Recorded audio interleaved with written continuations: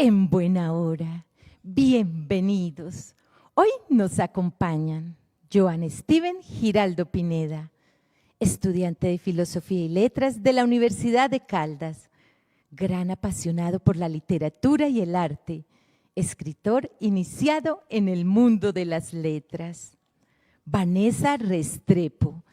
inició sus estudios musicales a la edad de 8 años. Actualmente es licenciada en música, egresada de la Universidad Tecnológica de Pereira.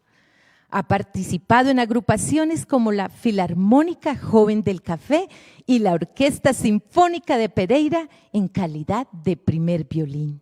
Ha participado en festivales nacionales e internacionales. Actualmente es violinista de la Orquesta Sinfónica de Caldas, bajo la dirección del maestro Leonardo Marulanda. Dafne Dalia Flores Toro, actriz, coordinadora artística de la Fundación Teatral El Quijote. A lo largo de su vida ha participado en diversas producciones y festivales de teatro a nivel nacional. Actualmente es estudiante de Ingeniería Química de la Universidad Nacional y estudiante de Derecho en la Universidad de Caldas. Pocas obras literarias expresan tan claramente y con tanta insistencia el propósito con que han sido escritas, como El Quijote. En esto, Cervantes es reiterativo y machacón. En el prólogo de la primera parte afirma que todo él es una inventiva contra los libros de caballerías y que lleva la mira puesta a derribar la máquina mal fundada de estos caballerescos libros y aborrecidos de tantos y alabados de muchos más. Existieron prohibiciones oficiales e intentos de prohibiciones de libros de caballería, tanto en España como en India. Aspecto importante, pero que interesa menos en el paralelismo entre la actitud crítica de Cervantes y la de otros autores. Con ustedes, En un lugar de la Mancha.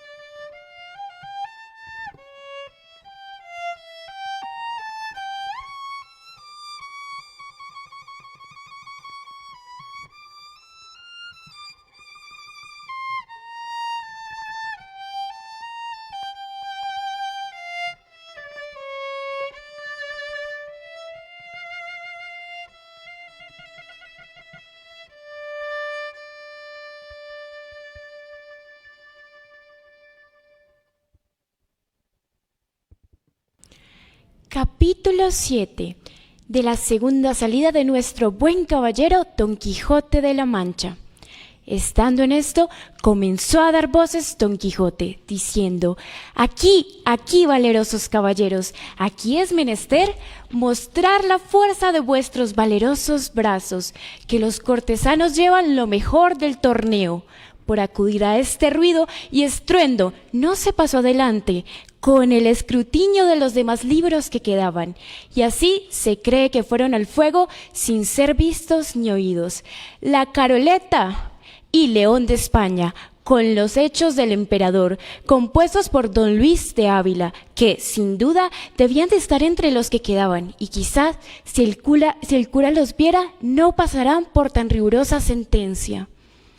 Cuando llegaron a Don Quijote, ya él estaba levantado en la cama y proseguía en sus voces y en sus desatinos, dando cuchilladas y revesas a todas partes, estando tan despierto como si nunca hubiera dormido. Abrazáronse con él, y porque fuese le volvieron al lecho, y después que hubo sosegado un poco, volviéndose a hablar con el cura, le dijo: Por cierto, señor arzobispo Turpín, que es una gran mengua de lo que nos llaman 12 pares de hartan sin más ni más, llevar la victoria desde torneo a los caballeros cortesanos, habiendo nosotros los aventureros ganado el pres en los 3 días antecedentes. Calle vuestra merced, señor compadre, dijo el cura, que Dios será servido, que la suerte se mude y que lo que hoy se pierde se gane mañana. Y atiende vuestra merced a su salud por ágora, que me parece que debe estar demasiadamente cansado, si ya no es que está malferido. Ferido no, dijo Don Quijote, pero molido y quebrantado. No hay duda en ello, porque aquel bastardo de don Ronald me ha molido a palos con el tronco de una encina. Y todo de envidia, porque ve que yo solo soy el opuesto de sus valentías, mas no me llamaría yo Reinaldos de Montalbán. Sí, en levantándome de este lecho, no me lo pagaré a pesar de todos sus encantamentos, y por ágora, tráiganme de llantar, que sé que es lo que más me hará el caso, y quédese lo del vengarme a mi cargo.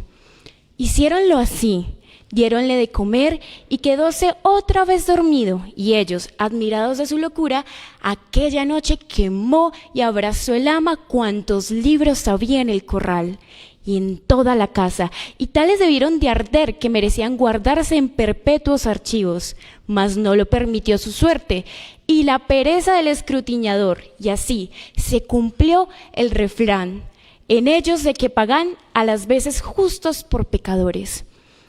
Uno de los remedios que el cura y el barbero dieron por entonces para el mal de su amigo fue que le murasen y tapiasen el aposento de los libros, porque cuanto se levantase no los hallase, quizás quitando la causa cesaría el efecto, y que dijesen que un encantador se les había llevado, y el aposento y todo, y así fue hecho con mucha parentesca. De allí a 2 días se levantó Don Quijote, y lo primero que hizo fue ir a ver sus libros, y como no hallaba el aposento donde le había dejado, andaba una en otra parte buscándole.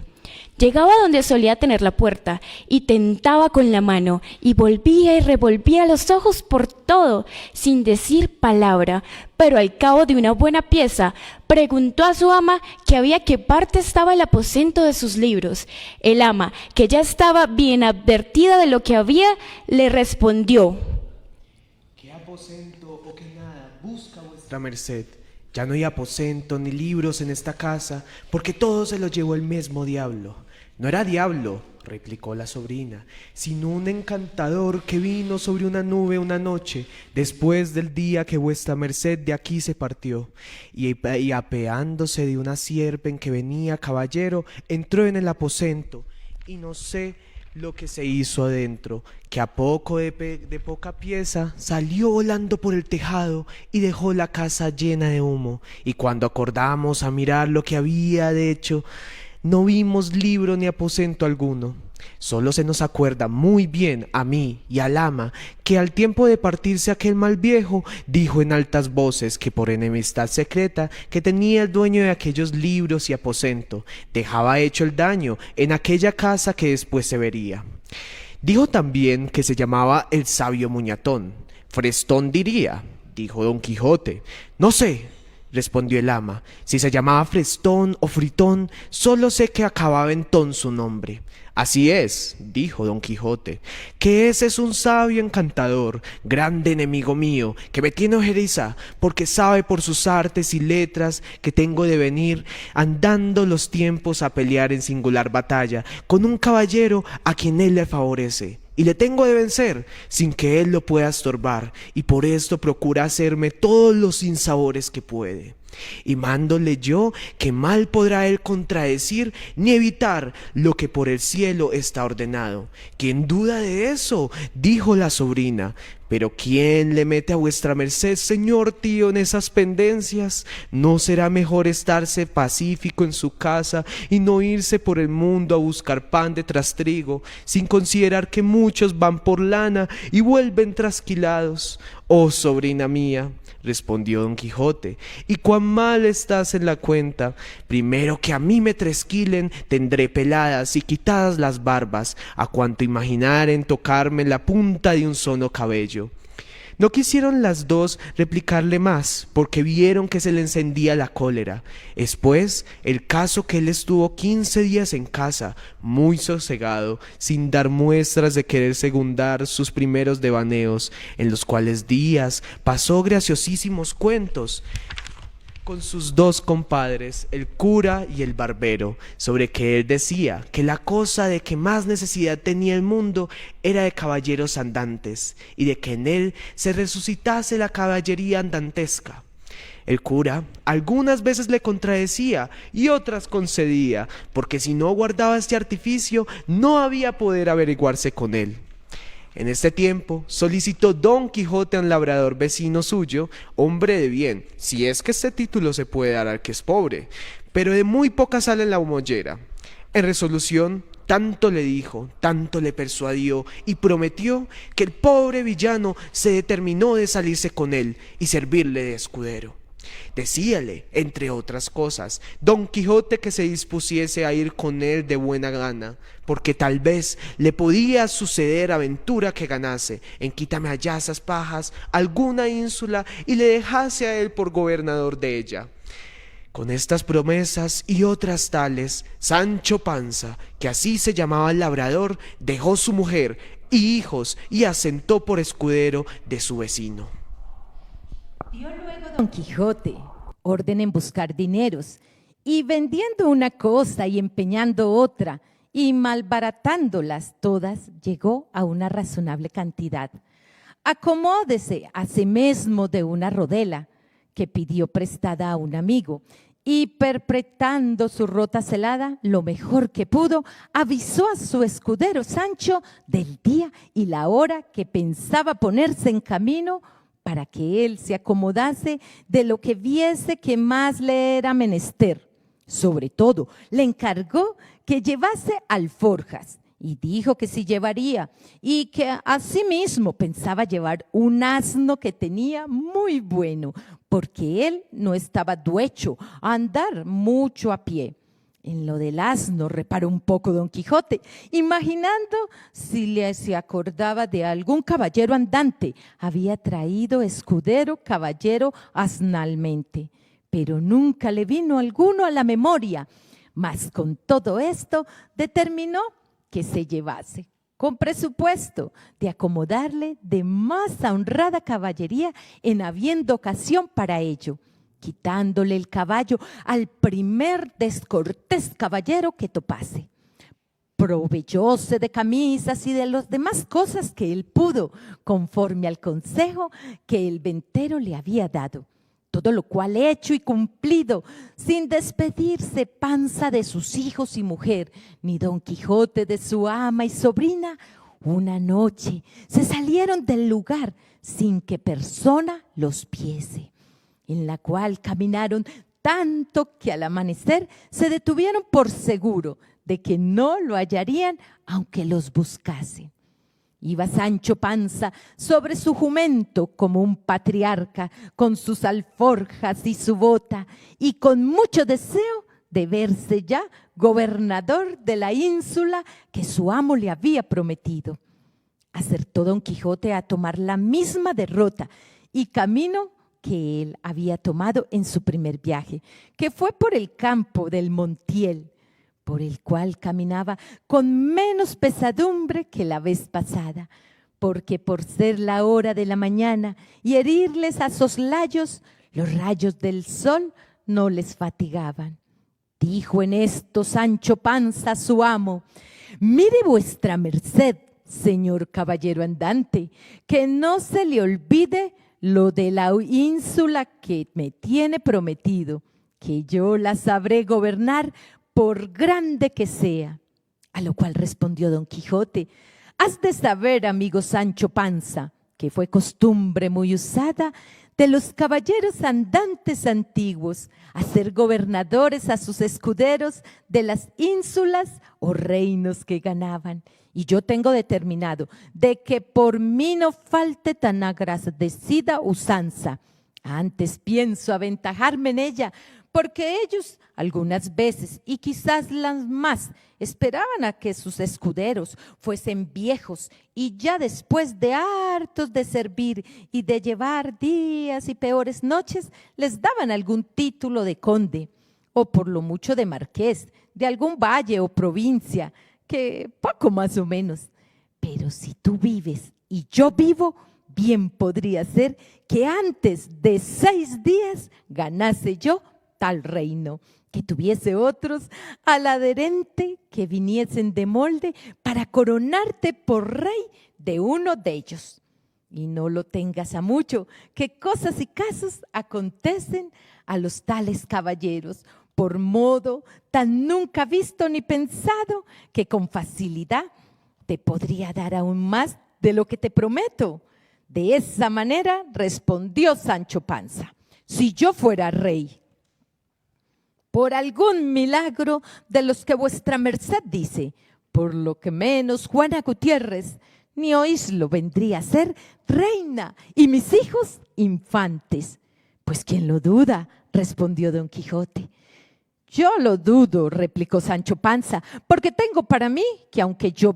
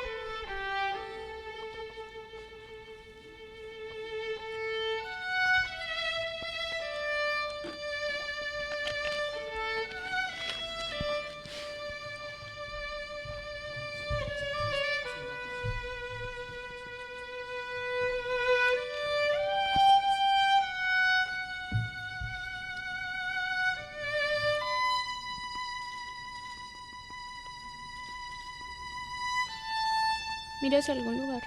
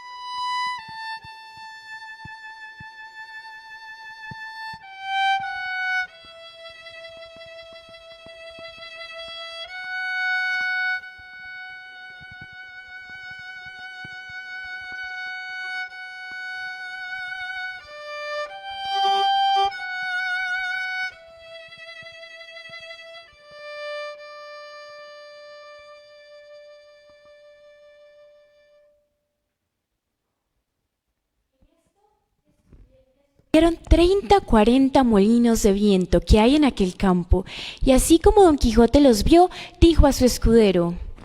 la aventura va guiando nuestras cosas mejor de lo que acertáramos a desear, porque ves allí, amigo Sancho Panza, donde se descubren 30 o poco más desaforados gigantes con quien pienso hacer batalla y quitarles a todas las vidas, con cuyos despojos comenzaremos a enriquecer, que esta es buena guerra, y es gran servicio de Dios quitar tan mala simiente de sobre la faz de la tierra.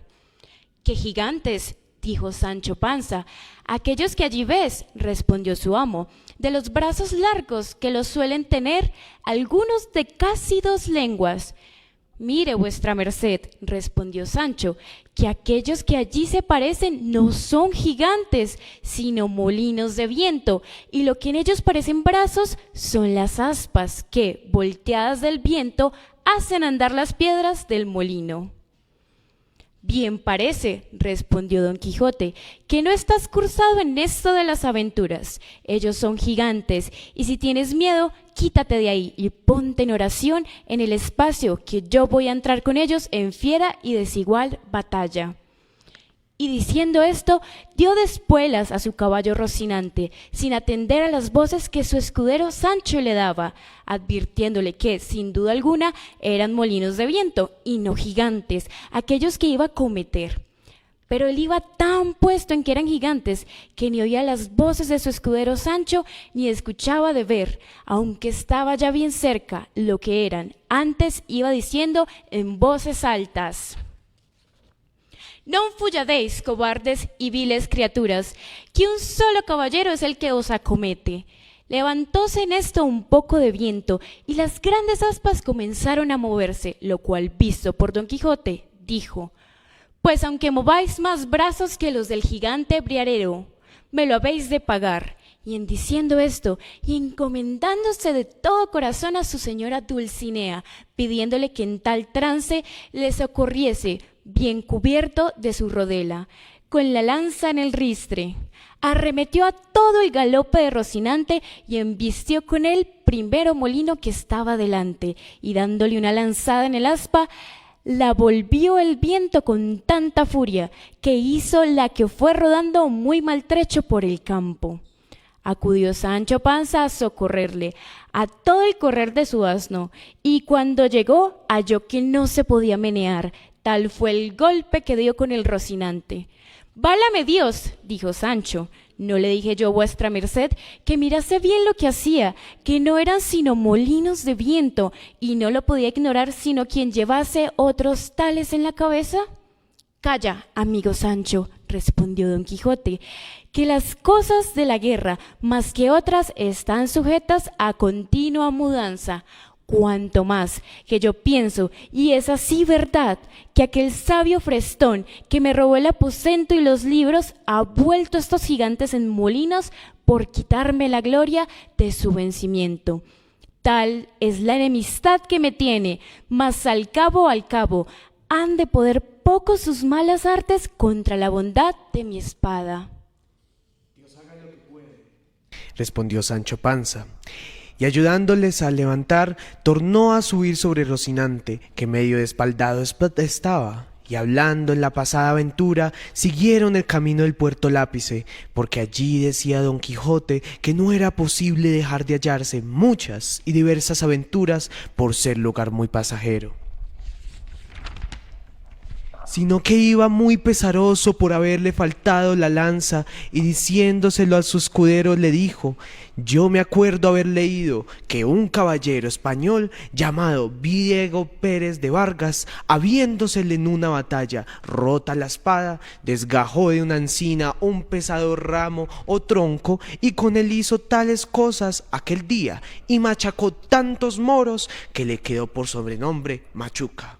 Y así él como sus descendientes se llamaron desde aquel día en adelante Vargas y Machuca. Hete dicho esto, porque de la primera encina o roble que se me depare, pienso desgajar otro tronco, tal y tan bueno como aquel que me imagino. Y pienso hacer con él tales hazañas que tú te tengas por bien afortunado de haber merecido venir a Bellas y a ser testigo de cosas que apenas podrán ser creídas.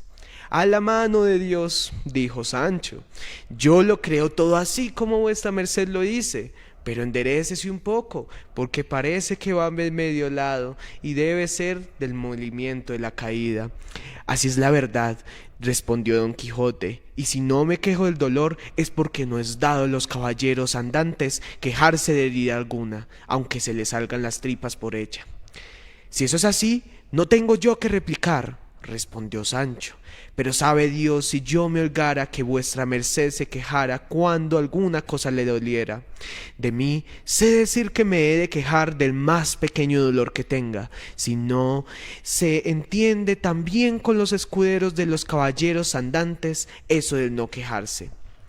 No se dejó de reír Don Quijote de la simplicidad de su escudero, y así le declaró que podía muy bien quejarse como y cuando quisiese, sin gana o con ella, que hasta entonces no había leído cosa en contrario en la orden de caballería. Díjole Sancho que mirase que era de hora de comer. Respondióle su amo que por entonces no le hacía menester, que comiese él cuando se le antojase.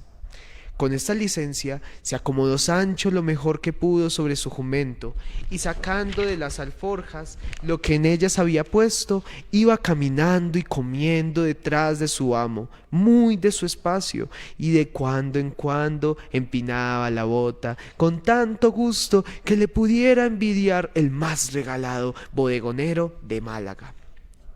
Y en tanto que él iba de aquella manera, menudeando tragos, no se le acordaba de ninguna promesa que su amo le hubiese hecho, ni tenía por ningún trabajo, sino por mucho descanso, andar buscando las aventuras, por peligrosas que fuesen. En resolución, aquella noche la pasaron entre unos árboles, y del uno de ellos desgajó Don Quijote un ramo seco que casi le podía servir de lanza, y puso en él el hierro que quitó de la que se le había quebrado. Toda aquella noche no durmió Don Quijote, pensando en su señora Dulcinea, por acomodarse a lo que había leído en sus libros, cuando los caballeros pasaban sin dormir muchas noches en las florestas y despoblados, entretenidos con las memorias de sus señoras. No la pasó así Sancho Panza, que como tenía el estómago lleno, y no de agua de chicoria, de un sueño se la llevó toda, y no fueran parte para despertarle, si su amo no lo llamara, los rayos del sol que le daban en el rostro, ni el canto de las aves que muchas y muy regocijadamente la venida del nuevo día saludaban. Al levantarse, dio un tiento a la bota, y hallóla más flaca que la noche antes, y afligiósele el corazón por parecerle que no llevaban camino de remediar tan presto su falta. No quiso desayunarse Don Quijote, porque como está dicho, dio en sustentarse de sabrosas memorias. Tornaron a su comenzado camino del Puerto Lápice, y a hora de las 3 del día le descubrieron. «Aquí», dijo en viéndole Don Quijote, «podemos, hermano Sancho Panza, meter las manos hasta los codos en esto que llaman aventuras. Mas advierte que, aunque me veas en los mayores peligros del mundo, no has de poner mano a tu espada para deferirme. Si ya no vieres que los que me ofenden es canalla y gente baja, que en tal caso bien puedes ayudarme, pero si fueren caballeros, en ninguna manera te es lícito ni concedido por las leyes de caballería que me ayudes hasta que seas armado caballero». «Por cierto, señor», respondió Sancho, «que vuestra merced sea muy bien obedecido en esto. Y más que yo de mío me soy pacífico y enemigo de meterme en ruidos ni pendencias. Bien es verdad que en lo que tocaré a defender mi persona no tendré mucha cuenta con esas leyes, pues las divinas y humanas permiten que cada uno se defienda de quien quisiera agraviarle». respondió Don Quijote, pero en esto de ayudarme contra caballeros, has de tener a raya tus naturales ímpetus. Digo que así lo haré, respondió Sancho, y que guardaré ese preceto tan bien como el día del domingo. Estando en estas razones, asomaron por el camino 2 frailes de la orden de San Benito, caballeros sobre 2 dromedarios que no eran más pequeños que 2 mulas en que venían. Traían sus antojos de camino y sus quitasoles detrás de ellos. Venía un coche con 4 o 5 de a caballo que le acompañaban y 2 mozos de mula a pie. Venía en el coche, como después se supo, una señora vizcaína que iba a Sevilla, donde estaba su marido, que pasaba de las Indias con un muy buen honroso cargo. No venían los frailes con ella, aunque iban en el mismo camino, mas apenas los divisó Don Quijote cuando dijo a su escudero: «O yo me engaño, o esta ha de ser la más famosa aventura que se haya visto, porque aquellos bultos negros que allí parecen deben de ser, y son sin duda alguna encantadores que se llevan hurtada alguna princesa en aquel coche. Y es menester deshacer este tuerto a todo mi poderío». «Perdón, ¿será esto que los molinos de viento peor?», dijo Sancho. «Mire, señor, que aquellos son frailes de San Benito y el coche debe de ser de alguna gente pasajera. Mire que digo que mire bien lo que hace, no sea el diablo que le engañe». «Ya te he dicho, Sancho», respondió Don Quijote, «que sabes poco de achaque de aventuras. Lo que yo digo es verdad y ahora lo verás». Y diciendo esto, se adelantó y se puso en la mitad del camino por donde los frailes venían. Y en llegando tan cerca que a él le pareció que le podrían oír lo que dijese, en alta voz dijo: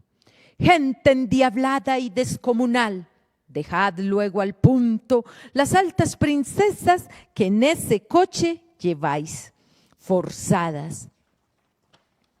Y si no, apareaos a recibir presta muerte por justo castigo de vuestras malas obras».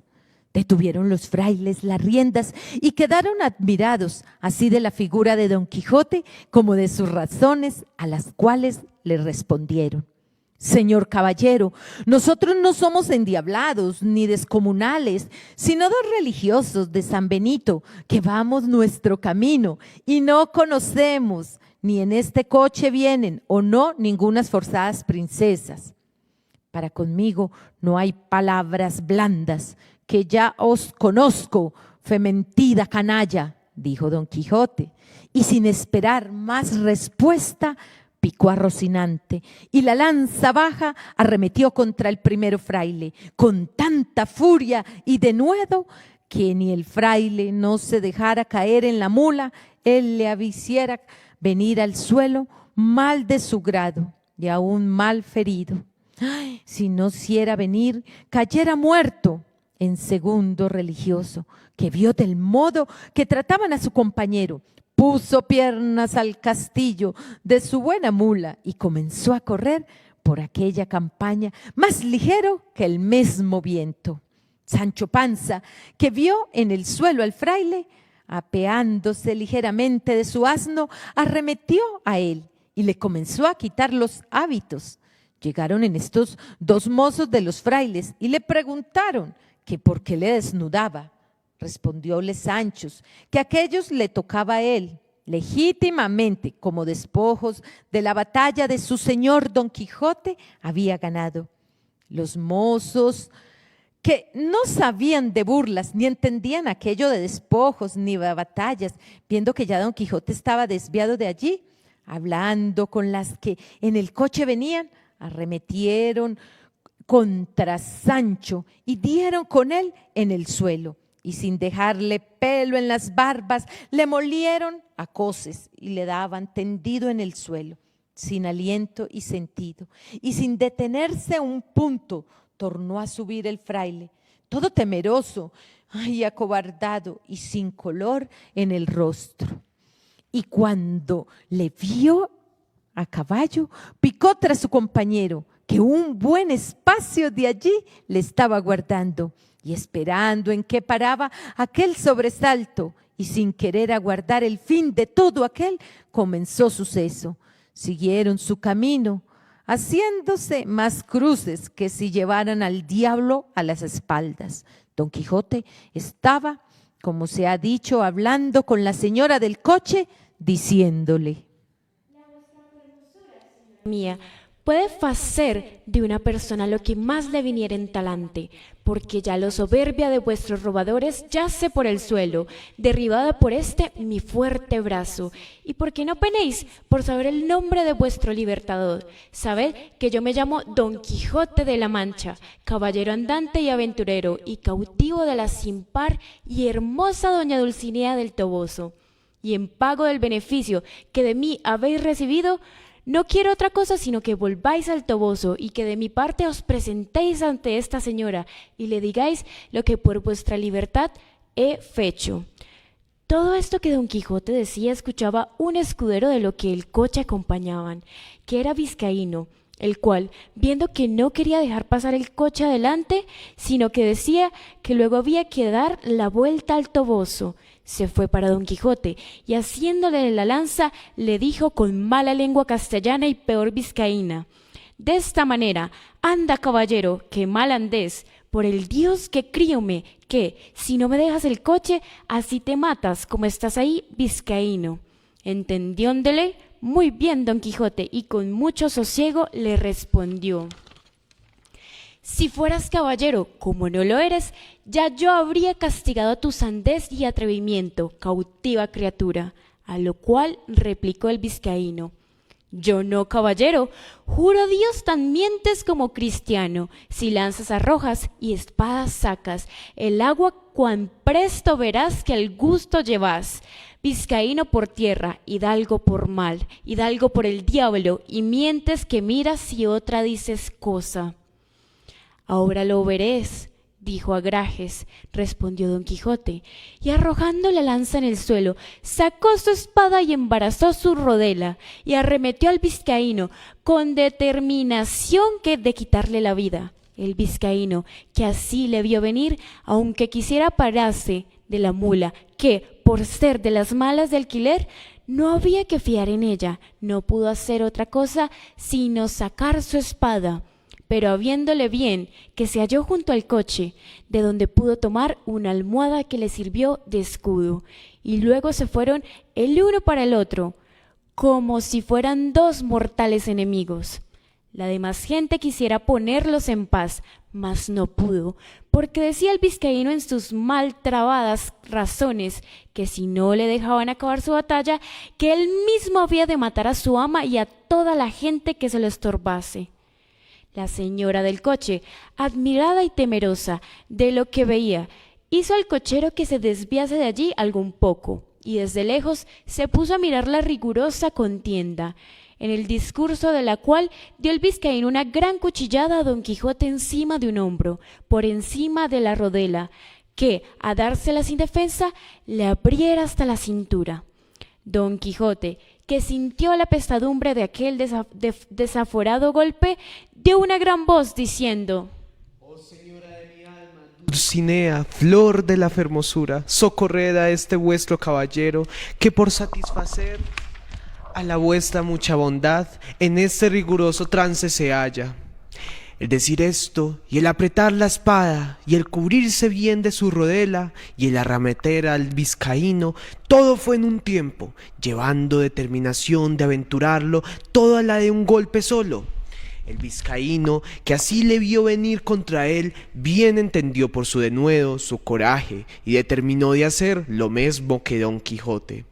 Y así le aguardó bien cubierto de su almohada, sin poder rodear la mula a una ni a otra parte, que ya de puro cansada y no hecha semejantes niñerías, no podía dar un paso. Venía pues, como se ha dicho, Don Quijote contra el cauto vizcaíno, con la espada en alto, con determinación de abrirle por medio, y el vizcaíno le aguardaba, así mismo levantada la espada y aforrado con su almohada, y Todos los circunstantes estaban temerosos y colgados de lo que había de suceder, de aquellos tamaños golpes con que se amenazaban, y la señora del coche y las demás criadas suyas estaban haciendo 1000 votos y ofrecimiento a todas las imágenes y casas de devoción de España, porque Dios librase a su escudero y a ellas de aquel tan grande peligro en que se hallaban. Pero está el daño de todo esto, porque en este punto y término deja pendiente el autor de esta historia esta batalla, disculpándose que no halló nada más escrito de estas hazañas de Don Quijote de las que deja referidas. Bien es verdad que el segundo autor de esta obra no quiso creer que tan curiosa historia estuviese entregada a las leyes del olvido, ni que hubiesen sido tan poco curiosos los ingenios de la Mancha, que no tuviesen en sus archivos o en sus escritorios algunos papeles que de este famoso caballero tratasen. Y así, con esta imaginación, no se desesperó de hallar el fin de esta apacible historia, el cual, siéndole el cielo favorable, le halló del modo que se contará en la segunda parte. Segunda parte del ingenioso hidalgo Don Quijote de la Mancha, capítulo 9, donde se concluye y da fin a la estupenda batalla que el gallardo vizcaíno y el valiente manchego tuvieron.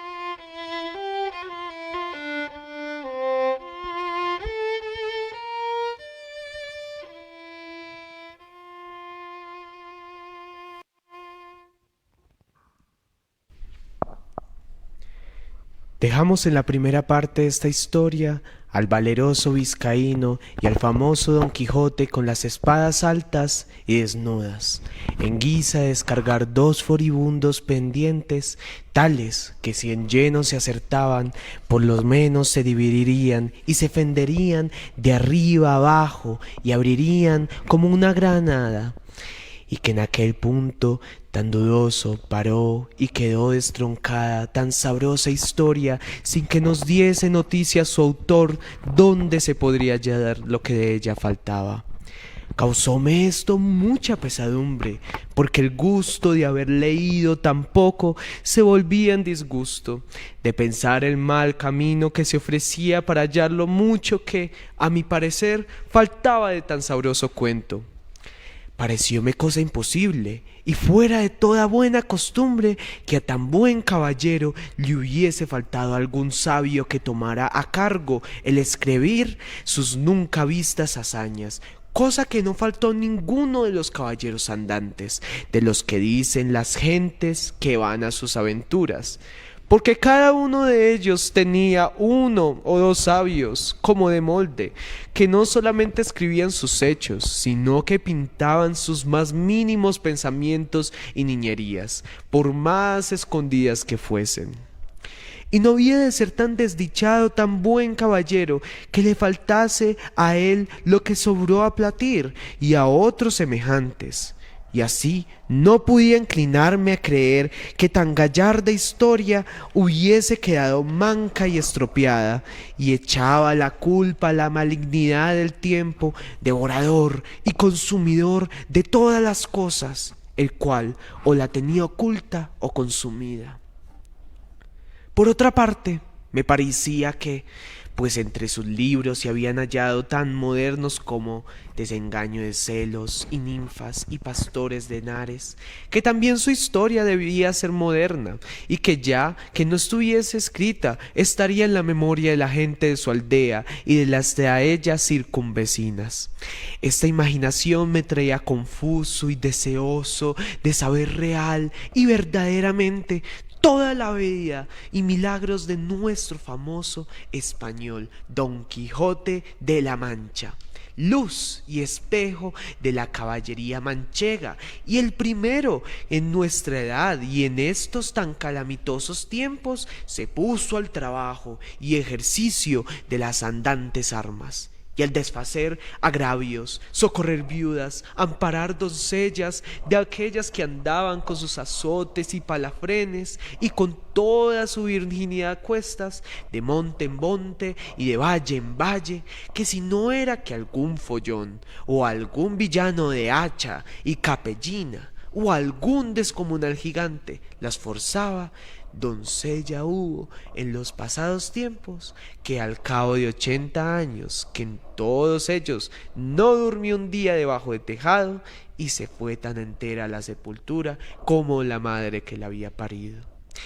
Digo pues que por estos y otros muchos respetos es digno nuestro gallardo Quijote de continuas y memorables alabanzas, y aun a mí no se me debe negar por el trabajo y diligencia que puse en buscar el fin de esta agradable historia. Aunque bien sé que si el cielo, el caso y la fortuna no me ayudan, el mundo quedará falto, y sin el pasatiempo y gusto que bien casi 2 horas podrá tener el que con atención la leyere. Pasó pues el hallarla en esta manera.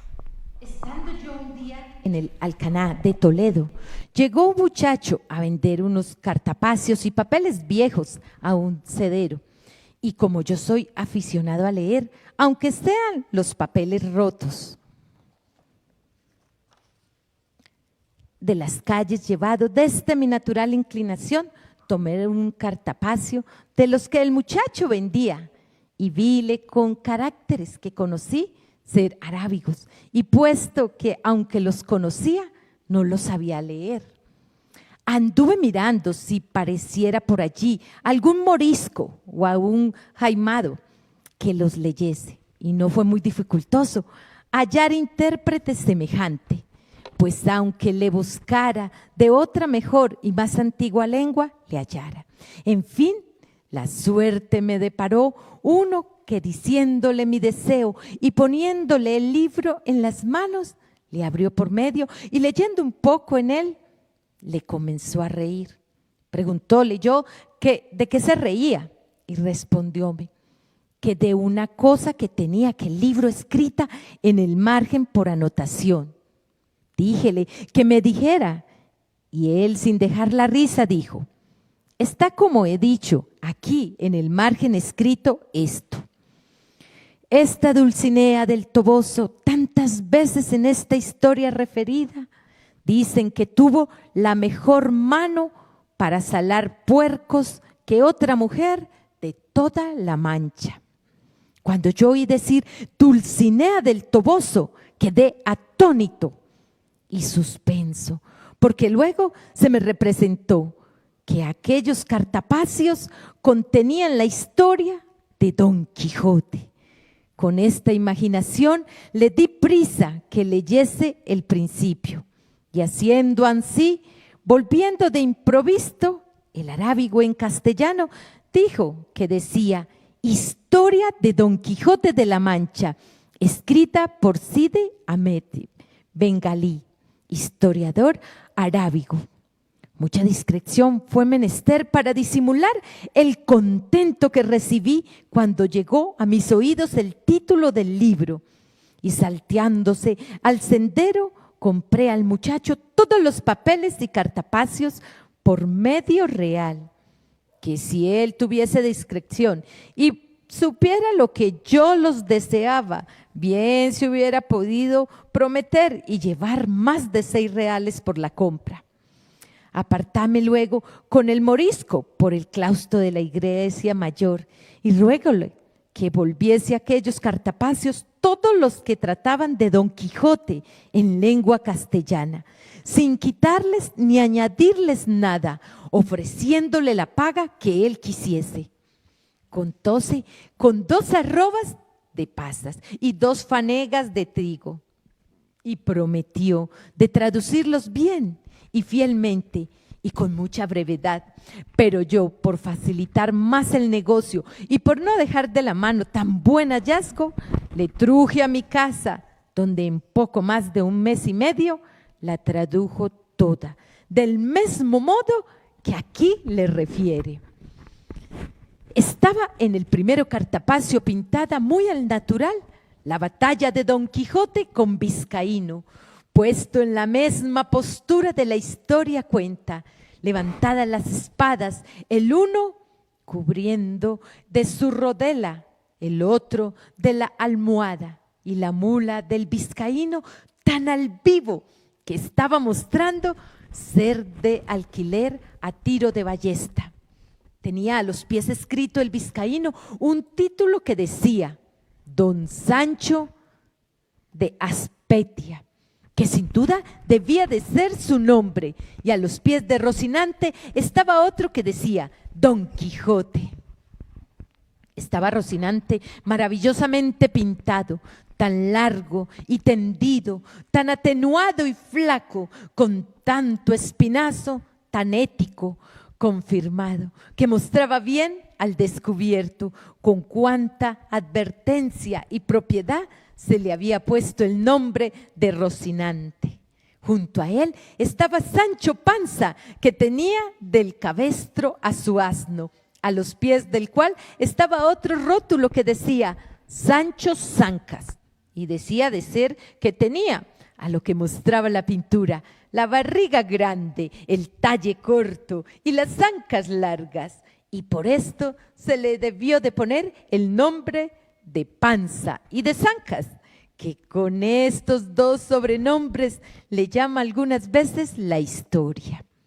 Otras algunas menudencias había que advertir, pero todas son de poca importancia y que no hace al caso a la verdadera relación de la historia, que ninguna es mala como sea verdadera.